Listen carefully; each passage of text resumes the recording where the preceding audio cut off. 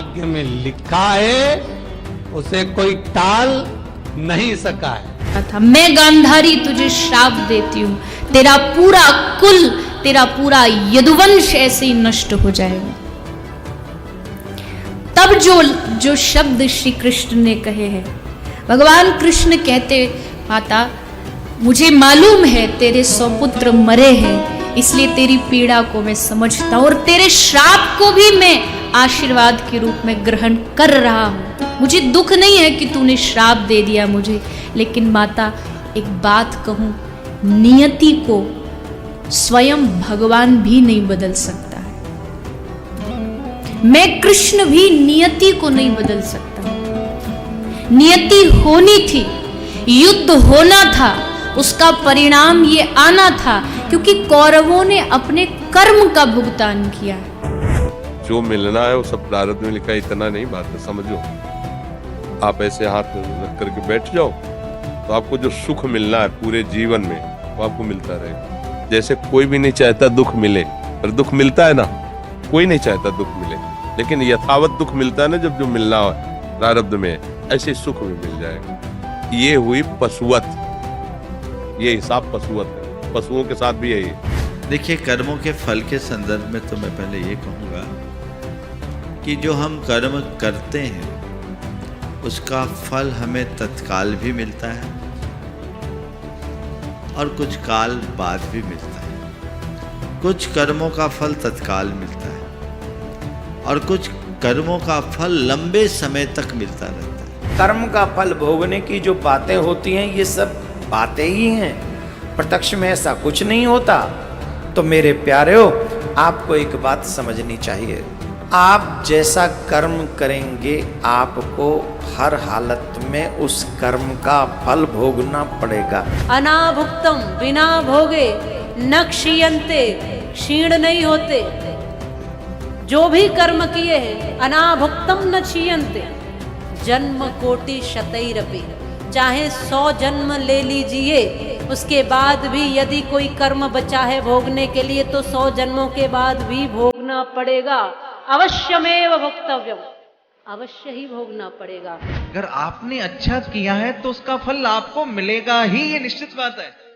और ये भी निश्चित बात है, अगर आपने कुछ गलत किया है तो उसका परिणाम भी आपको भोगना पड़ेगा ही, उसे कोई नहीं मिट सकता। इन तथाकथित संतों कथावाचकों से आपने सुना कि कर्म का फल तो भोगना ही पड़ता है, जबकि वेदों और गीता में ये स्पष्ट किया हुआ है कि पूर्ण परमात्मा की भक्ति से घोर से घोर पाप भी नष्ट हो जाते हैं, उनको भोगना नहीं पड़ता। अब सुनिए संत रामपाल जी महाराज के विचार। जब तक हमें ये सत साधना प्राप्त नहीं होती, सच्चे इस कबीर भगवान की और ये सतनाम की और सार नाम की, जब तक पूर्ण परमात्मा कबीर जी की सत साधना हमें नहीं मिलती, तब तक हम अपने दोनों कर्म भोगने पड़ते हैं, पुण्य भी और पाप भी।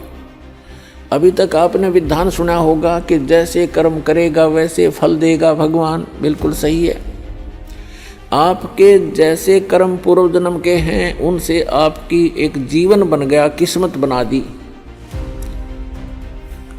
आपके जो संचित कर्मों में से कुछ पुण्य ले लिए, कुछ पाप ले लिए, उस एवरेज से जिसके पुण्य घने हैं और पाप कम हैं तो उसके पुण्य उसी रेशो से अधिक जीवन में आपको प्राप्त हैं और पुण्य भी उसी आधार से और पाप भी उन्हीं की रेशो से।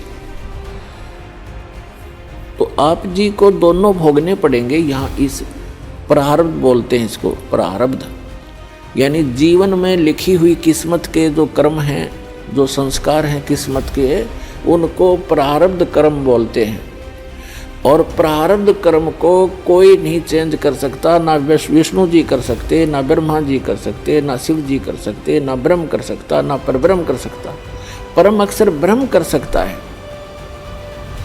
मासा घटे न तिल बधे, विधना लिखे जो लेख, और सच्चा सतगुरु मेट कर मिटाकर ऊपर मार दे मेघ, यानी फॉरएवर खत्म कर देता है। मासा घटे न तिल बधे, यानी 1 ग्राम भी आपके संस्कार इधर उधर नहीं हो सकते। और ना बढ़ सकते ना कम हो सकते। जो विधाता ने आपके भाग्य में, प्रारब्ध में, किस्मत में लिख दिए, प्रारब्ध माने किस्मत, आपकी किस्मत में जो लिखा हुआ है उसमें से ना मासा घट सकता है और ना ही तिल के समान बढ़ सकता है। आपको दोनों भोगने पड़ेंगे जब तक आप परम अक्षर ब्रह्म, उस सत्य पुरुष अल्लाहु अकबर, उस कबीर भगवान की भक्ति नहीं करोगे।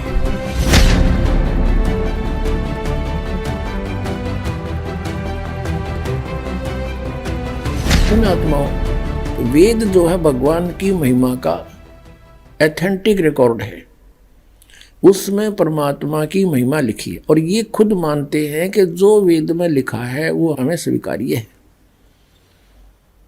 वेद सत्य है। यदि वेद सत्य है तो फिर सत्यार्थ प्रकाश की है, ये तो झूठार्थ प्रकाश है। अब दिखाते हैं आपने वेद में क्या लिखा है। अब यजुर्वेद, इसका अनुवाद करता भी मैं ऋषिदानंद है। देख कमाल की बात है, युद्ध भांग पिया करता तो नरी उतरने नहीं देता, ऐसा लगता है। इसकी जीवनी में लिखा है भांग पीता था, दिखाएंगे आपको कभी। अब ये कहाँ से प्रकाशित है? प्रकाशक है सर्वदेशी कार्य प्रतिनिधि सभा 2/5 महर्षि दानंद भवन, रामलीला मैदान, नई दिल्ली से। महर्षि दानंद सरस्वती द्वारा इसका अनुवाद किया गया। मुद्रक के Prince offset printers 1510, Pataudi house, Daryaganj, नई दिल्ली से। 241 पृष्ठ पे है। 8वां अध्याय यजुर्वेद भाषा भाष्य, ये 13वां मंत्र है। 13वां, इसमें क्या लिखा है? देव कर्तस्य ऐनस्य अवजनम असि, मनुष्य कर्तस्य ऐनस्य अवजनमसि, पितर कर्तस्य ऐनस्य अवजनमसि, आत्म कर्तस्य ऐनस्य अवजनमसि, अन्नस्य अन्नस्य अवजनमसि। अब इसका अनुवाद यहाँ किया इन्होंने 242 पृष्ठ पे। ये 241 पर हम पढ़ रहे थे, यहाँ देखो 242 पर। अब यहाँ इसका थोड़ी बहुत कोई उतर गई होगी, इसकी भांग है।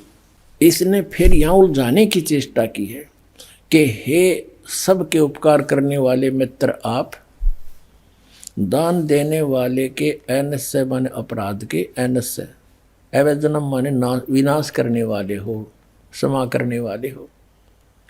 अब यह मित्र लिख दिया। अब पढ़ने वाला ने सोचा चलो ये तो मित्र मित्र के बारे में कि तो भगवान का जिक्र है, नहीं छोड़ा इसने। अब इसी के कर कमलों से लिखा हुआ और दिखाते हैं सत्यार्थ प्रकाश में। ये देखिएगा, ये सत्यार्थ प्रकाश वही वेद, अब बाद में दिखाएंगे थोड़ा आपको पुनः। और ये कहाँ से प्रकाशित है? वैदिक यति मंडल वही है। और ये दान मठ गोहाना मार्ग से प्रिंटेड है, आचार्य प्रिंटिंग प्रेस रोहतक से, दान मठ गोहाना मार्ग रोहतक से। इसके प्रथम समोल्लास में और पृष्ठ नंबर 18 पे ये नीचे क्या कहता है कि जो सबसे स्नेह करे, सबको प्रीति करने योग्य है, वह परमेश्वर सबका सच्चा मित्र है। इससे परमेश्वर का नाम मित्र है। तो वहाँ मित्र की जगह हम परमेश्वर कहेंगे। बिल्कुल यहाँ है ही परमेश्वर की महिमा, वेद कोई मित्रा की थोड़ी है। और दान देने वाले के पाप मित्र के नाश करेगा, बता कोई बात है? तो ये मित्र परमेश्वर का नाम लिख दिया इसने।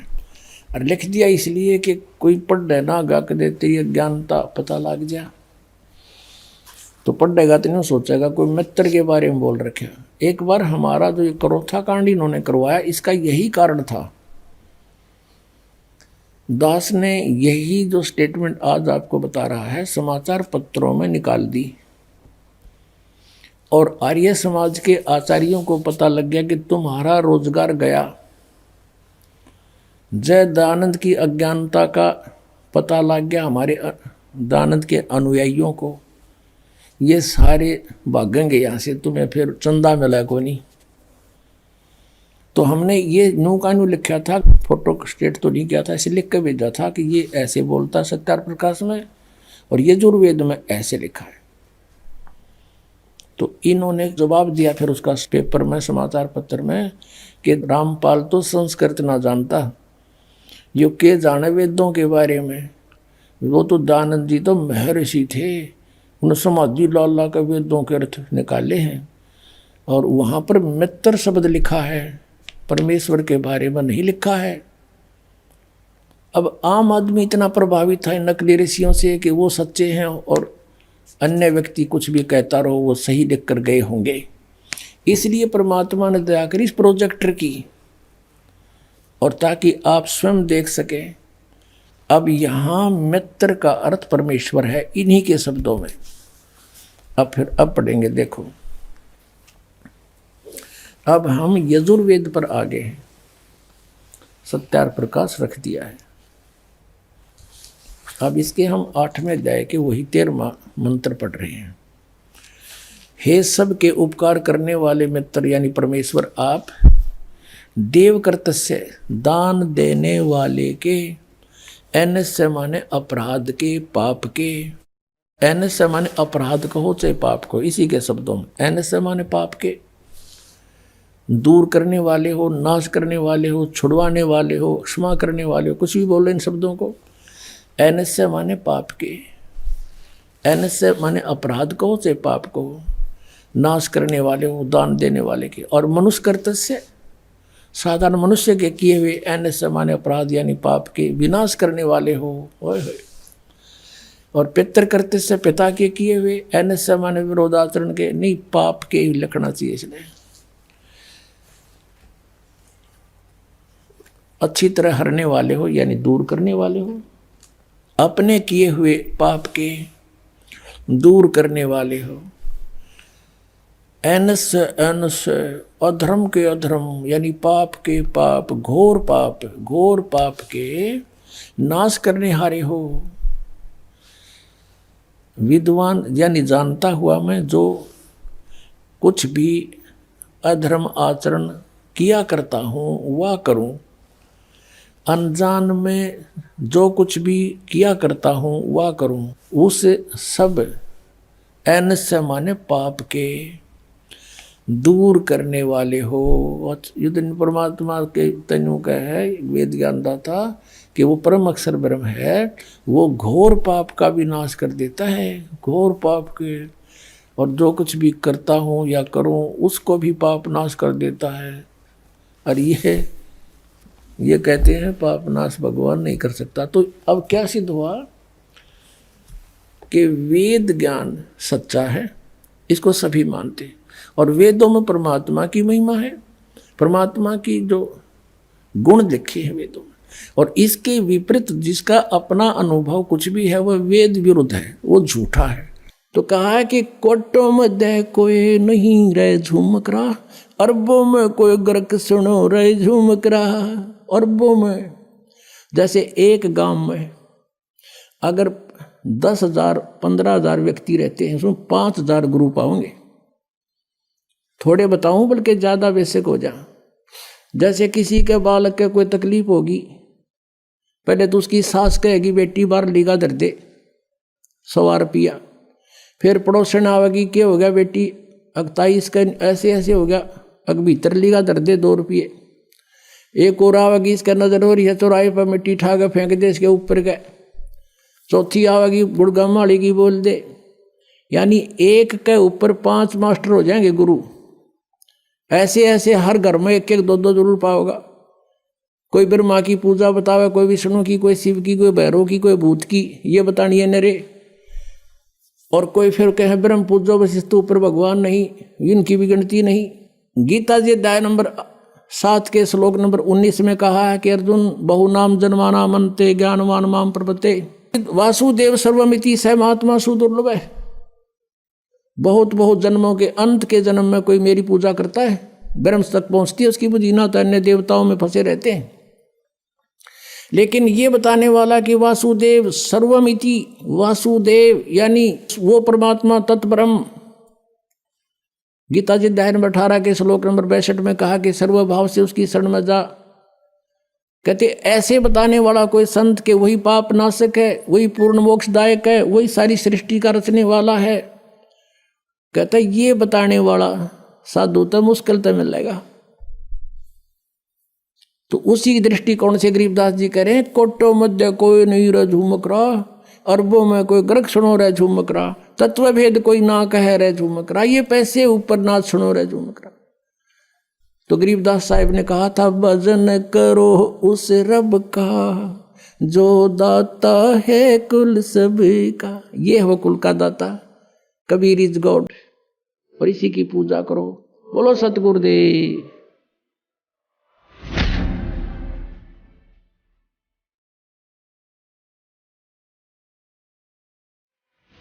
कि ये केवल नियमित कार्य ही कर सकते हैं, यानी जिसके भाग्य में जो कुछ लिखा है उतना ही दे सकते हैं। दुख है तो दुख ही देंगे, ये उसमें परिवर्तन नहीं कर पाओगे। और सुख है आपके भाग्य में तो उसको भी यदि आप इनकी भक्ति करते हो तो निर्बाध दिला देंगे। लेकिन ये कर्म, आपके कर्म में दुख है तो उसको परिवर्तन नहीं कर सकते, ये किसी भी प्रकार के पाप कर्म दंड का नाश नहीं कर सकते, ना संचित कर्म को नाश कर सकते और न ही ये प्रारब्ध के कर्म का नाश कर सकते। और संचित जो हम कर रहे हैं, जो क्रियावान है, ये भी उसको नहीं बदल सकते। जैसे महाभारत का युद्ध हुआ, श्री कृष्ण जी ने बहुत कोशिश की, यानी विष्णु जी ने, कि ये युद्ध ना हो। उनकी 100 प्रयत्न करने पर भी युद्ध होकर ही रहा। तो जो क्रियावान कर्म थे वह भी ना बचे, उनको भी नहीं चेंज कर सके। कितना अनर्थ हुआ, करोड़ों व्यक्ति मारे गए, वो सारा पाप पांडवों के सिर पर रखा गया। और प्रारब्ध के कर्म को ये अपना भी नहीं काट सकते। प्रारब्ध तो दूसरों का नहीं कैसे काटेंगे। जैसे श्री राम रूप में श्री रामचंद्र जी ने सुग्रीव के भाई बाली को मारा था, धोखा देकर वृक्ष की ओट लेकर तीर मारा था, उसका भी बदला देना पड़ा, वो भी कर्म दंड भोगना पड़ा। उसके प्रारब्ध में लिखा गया वो कर्म श्री कृष्ण रूप में। जो बाली वाली आत्मा थी वो तो एक शिकारी बना, और श्री राम वाली आत्मा श्री कृष्ण बने। और श्री कृष्ण जी का वध विषाक्त तीर, यानी जहर से बुझे हुए तीर मार कर उस एक शिकारी ने उनका वध किया।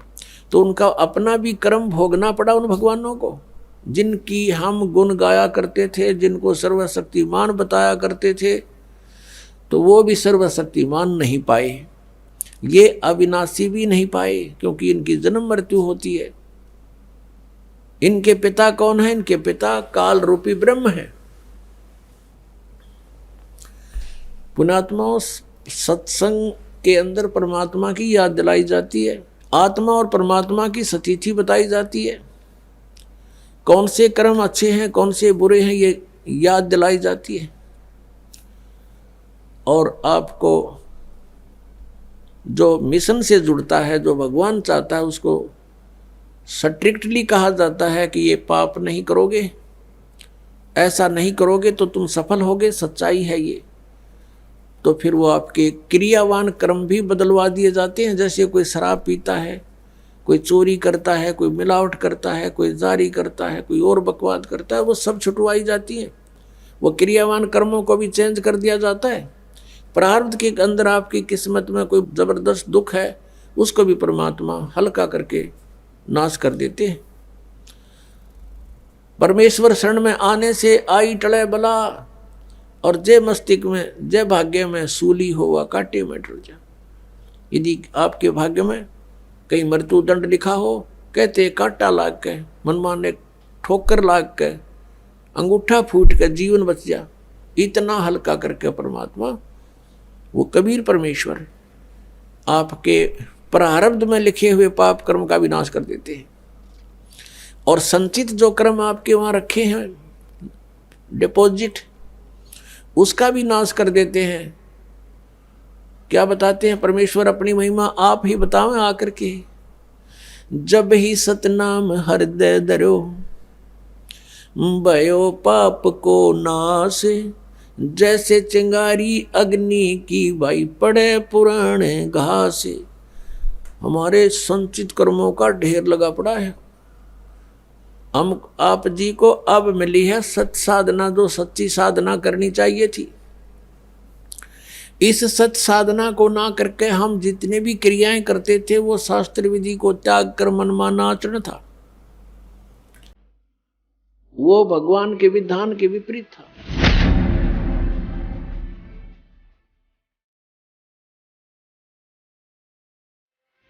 अब जैसे आप जी का मनुष्य जीवन है, मनुष्य जीवन में किसी ने पुण्य भक्ति की, पुण्य के साथ यहाँ पाप भी साथ डिपॉजिट होते हैं। पुण्य कम बनते हैं, पाप ज्यादा बनते हैं। ये ऐसे अक्षेत्र में आप रह रहे हो। जैसे आप जी यहाँ ऐसा स्थान है जैसे एक कोई फील्ड होता है, खेत है, और उसमें कुछ भी ना जो है ना उसकी गुडाई करो ना उसको संवारो, उसमें अपने आप घास फूस अड़ंगा कुबाड़ इतना उग जाएगा दिखे नहीं धरती। और उसमें हमने खाने योग्य अपना अन्न प्राप्त करने के लिए, कनक बीजने के लिए उसमें कितनी मेहनत करनी पड़े है। पहले तो अड़ंगा काटना, फिर उसको हल या ट्रैक्टर से गुड़ाई करनी और जो उसको बाना, और फिर उसमें खर्चा लग गया, मेहनत और परिश्रम लग गया। और फिर उसमें खाद बीज डाला वो भी पैसे से, खाद डाला वो भी बोल, फिर सिंचाई करी उसका भी टैक्स, यानी इतना कुछ खर्चा करके जब वो 2 दाने प्राप्त हुए और वो घास आप पर जाम गया, उसमें डंगा जिसकी कति आवश्यकता नहीं थी। तो ये ऐसा क्षेत्र है जहां हम रह रहे हैं।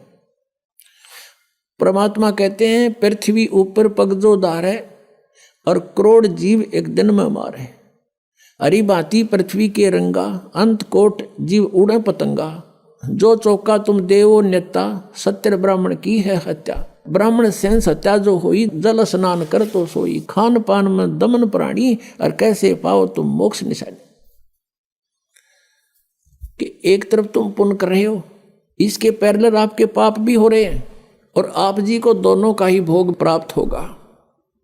आपके पुण्य अलग से लिखे जाते हैं और पाप अलग से लिखे जाते हैं। आप पुण्य के आधार से स्वर्ग गए,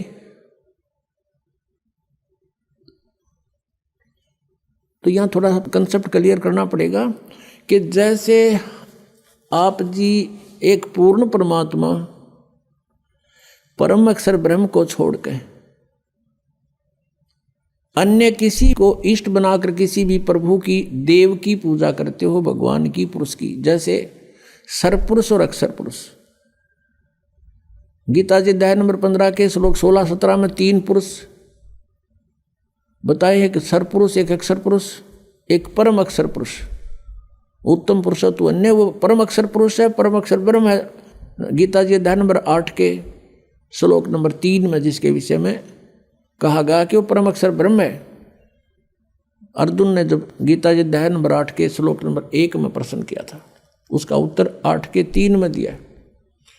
तो ये 3 पुरुष हैं, सरपुरुष भी नाशवान, अक्षर पुरुष भी नाशवान, केवल परम अक्षर पुरुष, परम अक्षर ब्रह्म, ये अविनाशी परमात्मा है।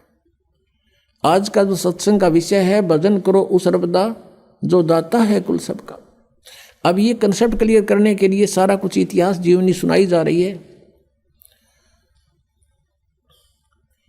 अब सरपुरुष भी नाशवान, अक्षर पुरुष की भी क्लियर स्थिति है कि ये भी अविनाशी नहीं, बेशक नाम इसका अक्षर पुरुष है, और वो परमात्मा तो अन्य ही है। गीता जी अध्याय नंबर 15 के श्लोक 17 में उसकी भक्ति करने से उस परमेश्वर के नाम में इतनी शक्ति है, उस सत्य नाम में, सच्चे नाम में जो 2 अक्षर का होता है, कि हमारे सभी पापों का वो नाश कर देती है।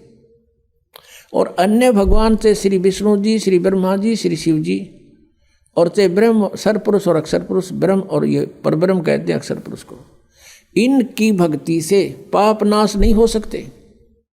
वर्क डन सभी को मिलेगा, जो किया है वो फल अवश्य प्राप्त होगा, पाप भी मिलेगा, पुण्य भी मिलेगा। इसलिए उन भगवानों की भक्ति से जीव सुखी नहीं हो सकता, क्योंकि अगर पुण्य के कारण कहीं स्वर्ग में 2 घंटे रुक आए तो बाकी 20 घंटे उन पापों को भोगना पड़ेगा। इतने अत्यधिक पाप बनते हैं। पुण्य तो करने से बनते हैं और पाप अपने आप बनते हैं यहाँ पर। अब प्रसंग क्या है, अब कारण क्या है कि जैसे किसी ने लाइसेंस बनवा रखा है, ड्राइविंग लाइसेंस यानी गाड़ी चालक का लाइसेंस बनवा रखा है, सर्टिफिकेट, तो वो गाड़ी चलाता है, यदि उससे दुर्घटना हो जाती है तो वो 90% बरी है कि भी ये ट्रेंड आदमी है, ये अनजान नहीं था, इत्फाक से दुर्घटना होगी, किसी दूसरे की भी गलती से हो सकती है। तो इसलिए इसको निर्दोष साबित कर दिया जाता है। और जिसके पास लाइसेंस है, नहीं गाड़ी चला रहा है, उससे दुर्घटना हो जाती है तो सीधा अंदर जेल में होता है वो, उसका कोई विकल्प नहीं। उससे कोई मृत्यु हो जा गाड़ी के नीचे, उसका कोई विकल्प नहीं बचा होगा। तो ऐसे जो बगैर गुरु के यानी लाइसेंस बनवाए अधिकारी के बिना अधिकारी होते हैं, ये सभी नहीं होते। अब जैसे राजा परीक्षित को सर्प ने डसना था और बताया गया उसको कि किसी को गुरु बना और उससे श्रीमद् भागवत की कथा सुन। अब वहाँ पर उसके लेखक भी बैठे थे, व्यास जी, उसने भी गुरु बनने से इनकार कर दिया और पाठ कथा करने से भी इनकार कर दिया, क्योंकि वो अधिकारी नहीं थे और अधिकारी और 7वें दिन परिणाम आना था उसका। इसलिए सब पीछे को खिसक गए कि नहीं, हम गुरु पद योग्य नहीं है। तो कहाँ से? स्वर्ग से। और सुखदेव जी को बुलाया गया, वहाँ राजा परीक्षित ने उनको गुरु बनाया और फिर उन्हें 7 दिन कथा सुनाई। तो अनधिकारी से लिए हुए नाम से भी आपको कोई राहत नहीं मिलेगी, अधिकारी से लिए हुए नाम से भी आपको राहत मिल सकती है कि इच्छा कर मारे नहीं, बिन इच्छा मर जा। लेकिन आपके संचित कर्म बहुत होते हैं। अब इन भगवानों की साधना से, चाहे आपने गुरु बनाकर भी कर रखे हैं, तो भी आपके पाप डिपॉजिट अलग से होंगे ही होंगे। यहाँ का विधान है, जैसे कर्म करेगा वैसे फल मिलेंगे। केवल एक परमात्मा है, परम अक्षर ब्रह्म, उसकी भक्ति करने से और उसके अधिकारी संत से लाइसेंस बनवाने से यानी उपदेश ग्रहण करने से, दीक्षा लेने से आपके पाप नाश हो सकते हैं, और से नहीं। तो यहाँ प्रसंग है कि कहते हैं, जब ही सतनाम हृदय धरो भयो पाप को नाश। और जैसे चिंगारी अग्नि की भाई पड़े पुराने घास, करोड़ों टन सूखा घास फूस पड़ा हो और उसमें एक माचिस की सीख जला के लगा दे, सारे का नाश करके राख बना देती है। और चलती हवा उसको इधर उधर, आंधी तूफान उसको उठाकर फेंक देता कहीं का कहीं, वो अक्षेत्र क्लियर भी हो जाता है। ऐसे ही परमात्मा कहते हैं, जैसे सूरज के आगे बदरा ऐसे कर्म छयारे, और प्रेम की पवन करे चित मंजन झलके तेज नयारे। प्रेम की पवन चलेगी जब परमात्मा के मंत्र के साथ, वो तो फूंक देगा और फिर प्रेम की पवन और करे चित मंजन, भगवान में एक प्यार जागृत होगा, आंखों से आंसू चलेंगे। कहते फिर वो हवा फेंक देगी, उस सारी राख को भी कहीं की कहीं पटक देगी। अब ये क्लियर हुआ कि जो भगवान परमेश्वर कबीर जी की साधना करते हैं, उनके संचित कर्म भी और उनके प्रारब्ध के कर्म भी नाश होते हैं।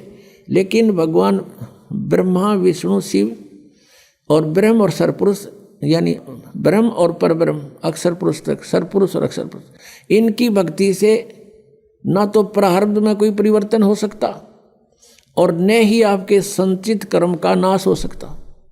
क्रियमान कर्म ज्ञान से कुछ बचाव हो जाता है, संतों का संग करने से, ज्ञान के समझने से कुछ पापों से, क्रियामान पापों से बच सकते हैं। जो कर रहे हैं उनसे कुछ फर्क पड़ जाता है, लेकिन प्रारब्ध में कोई परिवर्तन नहीं होता। जैसे भगवान श्री विष्णु जी को श्राप दिया था नारद जी ने। नारद जी ने भगवान से विष्णु रूप मांगा था, हरि रूप विवाह कराने के लिए, और विष्णु जी ने उनको यानी भगवान ने उनके बंदर का मुंह लगा दिया। जब नारद जी को पता चला कि तेरे साथ शरारत कर दी विष्णु जी ने, उसको श्राप दे दिया कि आज तूने मेरे को बंदर का मुंह लगाया। एक औरत के लिए आज मैं व्याकुल था, एक पूरा जीवन तू अपनी पत्नी के वियोग में बितावेगा।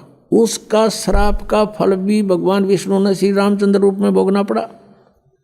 और जो मुंह तूने मेरे लगाया है, इस मुंह के जैसे व्यक्ति यानी जीव तेरी मदद करेंगे।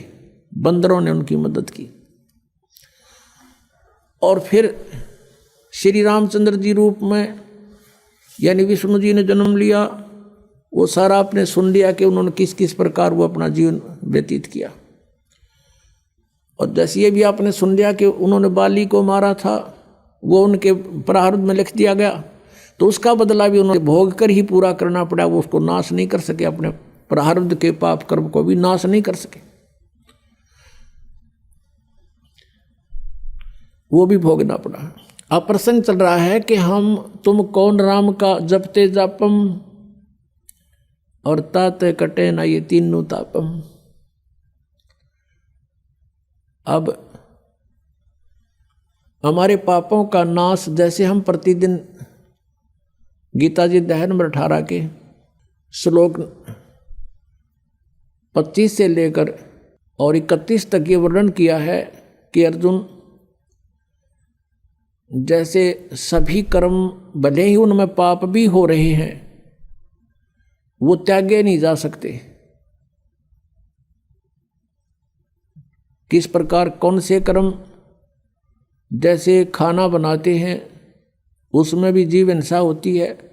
पोछा लगाते हैं, लीपते थे पहले मड प्लास्टर थे गाय के गोबर और मिट्टी से, उसमें भी जीव मरते हैं। खेती करते हैं किसान, उसमें भी खेती में भी जीव मरते हैं। तो ये कर्म, जैसे व्यापारी व्यापार करता है, उसमें भी जीव मरते हैं। कणक तोलते हैं और सौदा करने के लिए इधर उधर जाते हैं गाड़ियों में या वैसे पैदल। तो ये कर्म त्यागे नहीं जा सकते, ये कर्म होंगे ही होंगे। अब कहने का भाव है, अब ये कर्म तो त्यागे नहीं जाएंगे और ये होंगे ही होंगे, और इनका भी पाप भी लगेगा। लेकिन जब हम पूर्ण परमात्मा से वो लाइसेंस बनवा लेंगे, यानी पूर्ण परमात्मा की शरण में, और उसके प्रतिनिधि से ड्राइविंग लाइसेंस अर्थात दीक्षा प्राप्त कर लेंगे, उसके बाद इन कर्मों का फल आपको भोगना नहीं पड़ेगा। उसमें परमात्मा ने बताया है कि इच्छा कर मारे नहीं और बिन इच्छा मर जा, कह कबीर तास का फिर पाप नहीं लगा। हम अपने उद्देश्य को लेकर के सफर कर रहे हैं। जैसे किसान खेत में जाता है, फिर हल जोतता है, यदि उसके पास ये नाम नहीं है, ये सच्चा नाम नहीं है, तो उसकी कहते हैं एक हलाई में, एक हलाई ज़्यादा से ज़्यादा 30 फुट चौड़ी और 200 फुट लंबी ला लो, 40 फुट चौड़ा और 200 फुट लंबा, ये एक क्षेत्र, इतने टुकड़े में एक हलाई में हाड़ी को, किसान को इतने पाप हो जाते हैं जैसे 1000 कसाईयों को लगते हैं। अब वो पाप उसके बैंक अकाउंट में लिखे गए, फिर उसको पुण्य भी मिलता है किसान को। जैसे खेती बनी, उसमें से कनक झड़के जमीन पर गिरी, उसको जीव जंतु कुछ पक्षी खा रहे हैं, कुछ कीड़े मकोड़े उठा ले गए, बिलों में ले गए ठा के, तो उससे उसका पुण्य भी बना। वो तो पुण्य और पाप दोनों भोगे ही समाप्त होंगे, और फिर परमात्मा के नाम से हमें वो जो पाप हाली को नहीं लगेंगे, क्योंकि उसकी इच्छा वहाँ जीव मारना नहीं है। संत रामपाल जी महाराज ने अपने ग्रंथों से सिद्ध किया कि पूर्ण परमात्मा की भक्ति से प्रारब्ध कर्म नष्ट हो जाते हैं और पाप कर्म नष्ट होने के बाद ही जीव को मोक्ष की प्राप्ति हो सकती है।